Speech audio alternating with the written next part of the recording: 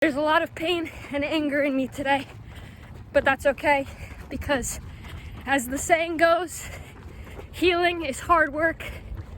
Do it anyway. Do the work.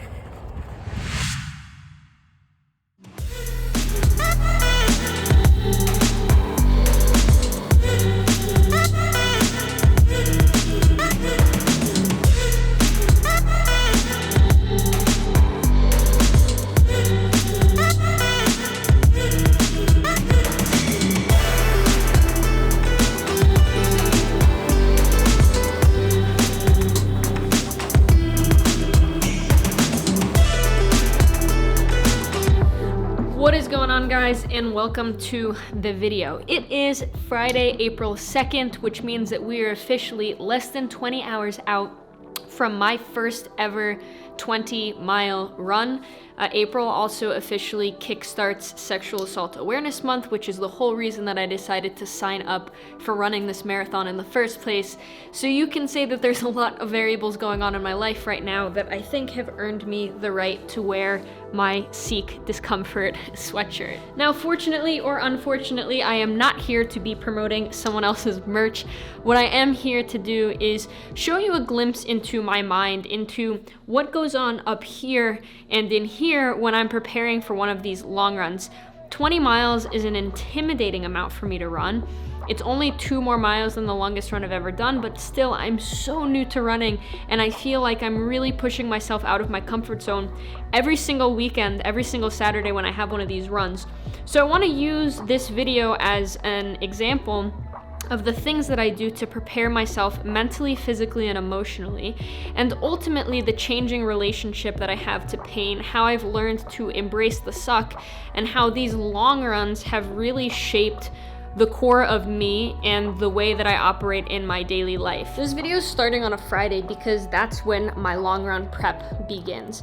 I try to get all the variables out of the way that I can control ahead of time because they essentially become distractions to my ability to start tomorrow fresh and be operating from a calm, cool, collected state of mind. The more that I can do things like lay out all my gear the night before and have all my clothes laid out, know exactly where they are, even lay out my nutrition so all that I need to do tomorrow is wake up and eat it, I am freeing up all this extra mental energy and space to be able to center myself, to be able to focus on executing that run, to think about my running route and visualizing all the things that are gonna help me get there tomorrow. One of my favorite sayings is, if you fail to plan, you plan to fail. I find that it is the case with running and a lot of other things in life. So to the extent that I can control it, I'm gonna control it. I'm all packed up and ready to go, and I'll see you in the morning.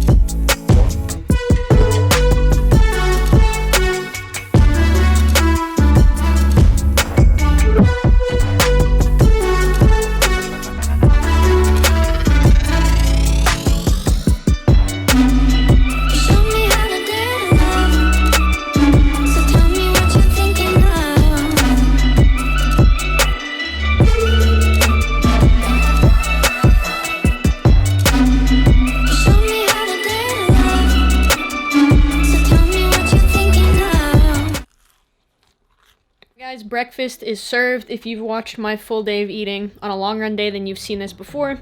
This is to actually, instead of English muffins today, we've got hamburger buns because the supermarket didn't have English muffins, but low-key I like these better because English muffins have that kind of like sour taste, and these are just super sweet. But yeah, 2 hamburger buns. One of them has peanut butter and honey. The other one has butter and jam. They all have salt on top. And then I'm also drinking a little protein shake. I'm gonna consume this. I'm about an hour and a half out from toe off. So just gonna digest this, get dressed, and that's it. Now the last little thing that I wanna run through quickly before I get dressed and head out is intro run nutrition. So right here I have 3 of these goos and I have 1 honey stinger waffle. I'm gonna consume 1 of these every 4.5 miles, so 4.5, 9, 13.5, and 18. 2 of these goos are Roctanes, which have like a little bit more electrolytes, sodium, and then one of these is standard, and then this is just another hard food source to keep it so that like I'm not just shoving gels down in my gut. But that's the story. No more putting it off. I just got to rip the Band-Aid, center myself, and get after it. So I will see you on the trail.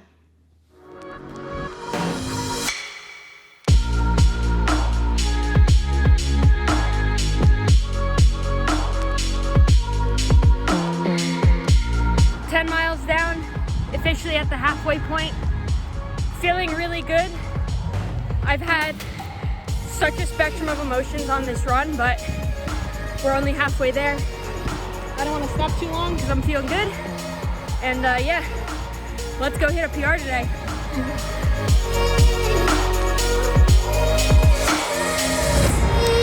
Use of time.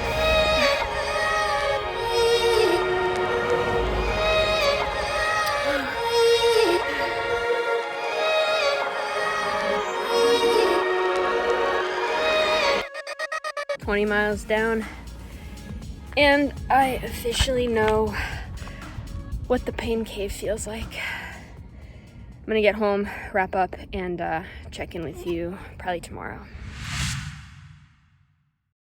What is going on, guys? It has been a few days since the last clip that I recorded in the 20-mile run segment, but now I would like to just spend a couple quick but important minutes on embracing the suck, changing the relationship that I have with pain, and ultimately how these long runs are fundamentally changing who I am and how I operate. The first thing that I want to touch on is how my run started. You saw in that first clip that I put in the video that I was hurting and that there was a lot of anger in me.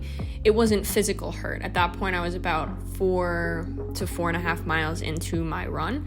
It was emotional anger from events that had transpired the day before that I let carry into my run the next morning. So the first thing that I want to say on long runs and running in general is that you need to get your mind and your body in complete and total alignment if you are even going to consider getting yourself to the outer fringes of your capabilities today. It really requires every single piece of you to be in proper alignment, because if your mind's not into it, then you are going to psych yourself out. And if your body can't keep up with where your mind is at, if you can't take a step back to bring your body along for that pain and that suck, it's not going to endure it either. What I actually ended up doing at this point in the run was my heart rate was jacking up because emotionally I had a lot of anger and violence stirring within me. I couldn't stay calm. You can't just shove that stuff away. Like, that stuff's not going to go anywhere unless you address it, unless you try to do something about it. So I decided to be that little psycho on the side of the road, and I just started yelling out all of the things that I was harboring, all of the things that I tried to bury because I knew that this 20-mile run was so important. And that was really when the shift happened in my run towards, I'm gonna do this and I'm gonna give my body and my mind every single variable that they could possibly have in order to make sure that this goes as well as possible. And so I literally spent 5 minutes just yelling, screaming at the top of my lungs, purging all of these emotions and things that had bottled up inside of me. And as soon as that happened, as soon as I recorded that last clip, and I put that phone away and I said, do the hard work, do it anyway, it all just let go. I was so much calmer, and my heart rate came down almost instantaneously, and it came down by a tremendous degree. And at that point, around mile 5, I said, you know what? I'm gonna do this. No matter how hard it hurts, I just made the first choice that I needed to make consciously on this run to give myself what I needed in order to make it happen. You can't ignore your pain. You need to accept it, embrace it, and lean into it. We live and operate, especially in Western culture now, with sayings like pain, no pain, no gain. You've got to have grit. You've got to be resilient. And I think a lot of times we misinterpret that for just shoving our emotions away, saying that no matter what's going on in our lives, no matter what's going on in the moment, we're going to push everything away, we're going to shove it down, and we're just going to get the work done. And that can work for some people, but that is not a long-term sustainable solution. When you're running and you're going on these long runs and you are literally trying to either show your body or your brain, or both in some cases, that it is capable of going much farther than either of those mechanisms think they're capable of, you can't ignore the pain. When your feet start to hurt, when your heart rate starts jacking up, when you just start to feel overall tired and fatigued, and your brain starts sending those signals to your legs, please stop moving, you can't get angry at your body for wanting to stop. Because then you're going to introduce again, like, all of these little variables, all these distractions that become energy sinks for your ability to get that run done and get that run done effectively and efficiently. So embrace the suck is a phrase that has meant a lot to me, especially over the last few months. I want you to break that phrasing down and think of it very visually. It doesn't matter what the suck is in your life. It doesn't matter if it's voluntary or involuntary.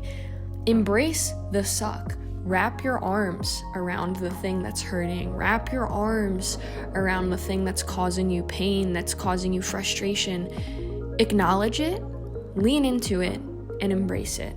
Give it a big hug. Say that it's okay. Remind yourself in all aspects and parts of who you are. Look, this thing that's going on, it sucks. It's tough. It's hard.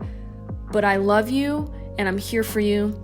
And we're gonna get it done together. We can do this if we're working together, because we're all on the same team, essentially. And so I'd say right around mile 13, the suck started to kick in for me, which admittedly, I was a little surprised. I thought it was gonna come later, because I've gone on 16-mile runs, I've gone on 18-mile runs, and right around mile 13, it never really happened, but I digress. When that started to happen, I just took a nice deep breath in and I embraced my suck. I said, look, it hurts. It makes sense for it to hurt. It's okay for it to hurt. We can do this anyway. We can push through that anyway. If you try to fight yourself by trying to say that it's not there, that the pain is not there, that whatever it is that you're going through can be out-muscled or outworked, or you try to beat it up and you try to just kick it in some corner and say, like, screw you, I'm not gonna think about the fact that, like, my legs are on fire right now, I'm just gonna keep going and we're gonna get it done, you'll break.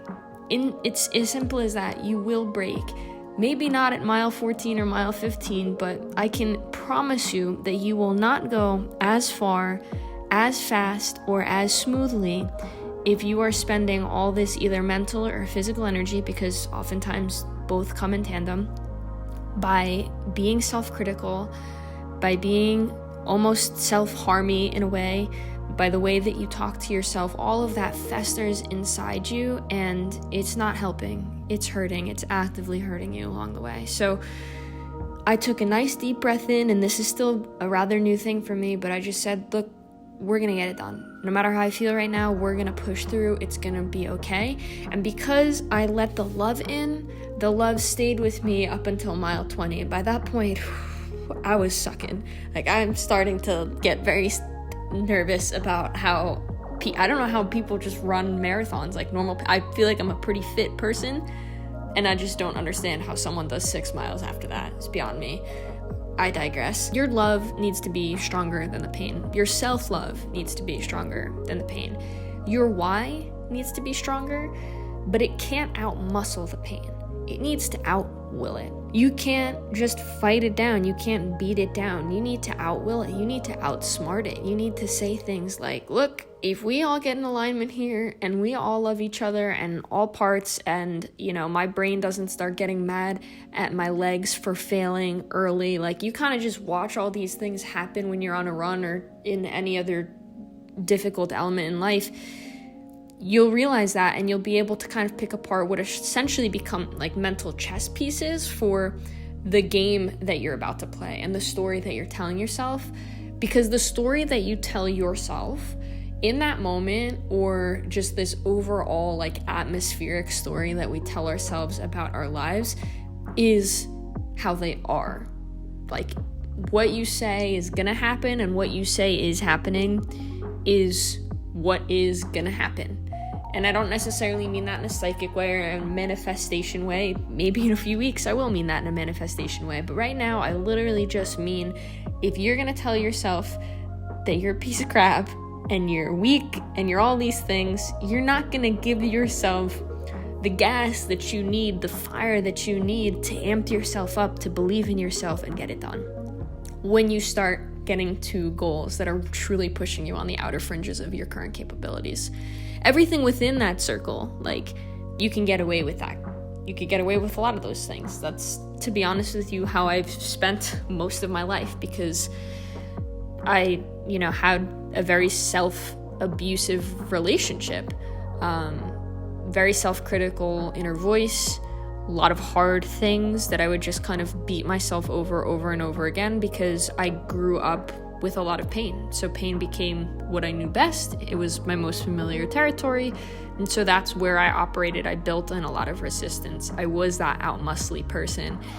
And the running has been amazing for my healing, because it is impossible to hold on to those things if you are going to keep going and if you are going to keep putting in the work to be better. So be better. Don't try to out-muscle things. Embrace the suck. Truly, just get that visual of whatever is going on in your life. Just wrap 2 big arms around it and say, it's okay. We're gonna be okay. And I love you no matter what happens. And it's not gonna work 100% of the time, because there's so many variables that go into whether or not we are successful at things and successful at life. But ultimately, it is your ability and your willingness to be flexible, to be lean, to be nimble and agile in both the way that you operate and the way that you think, that will allow you to get bigger goals like these done. So with that being said, I'm gonna wrap up the video here. Thank you for listening to my pain relationship soapbox. 20 miles was truly a big personal milestone, and I will say it's probably one of, if not the hardest thing that I've ever done in my life to date. And I'm happy that I started all this work months ago, and I've had such a nice linear ability to work at the running and the distances and freeing up those blocks inside of me, because ultimately it was that and that changing relationship to pain that I've had over the course of this entire marathon prep that has gotten me to 20 miles. And I'm sure it's going to carry me to 26.2 as well. So thank you so much for being here, and I love you, and I'll see you next week.